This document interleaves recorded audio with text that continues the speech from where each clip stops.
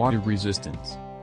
Apple has added water resistance to its phones, but so far not its tablets, and while it's less needed on a tablet since it's too big to drop in a glass and unlikely to be used in the rain, it could still come in handy.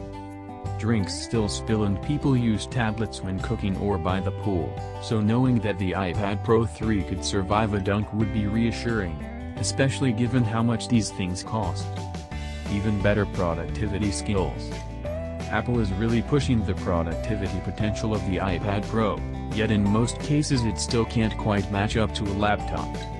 iOS isn't versatile enough even with iOS 11, and accessories such as the Smart Keyboard tend to be overpriced for what's ultimately a mediocre experience. Better, lower-priced accessories would help, along with further changes to iOS, bringing it more in line with a desktop operating system. More full, desktop-quality software, such as Photoshop, would help too. To some extent that's out of Apple's hands, but it could make deals with developers, or just make the platform more appealing to them.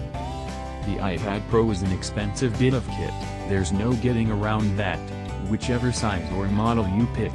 Given the amount of tech packed in it's not necessarily bad value, but it can be hard to justify the outlay, especially when there are cheaper tablets and it's not a full laptop replacement.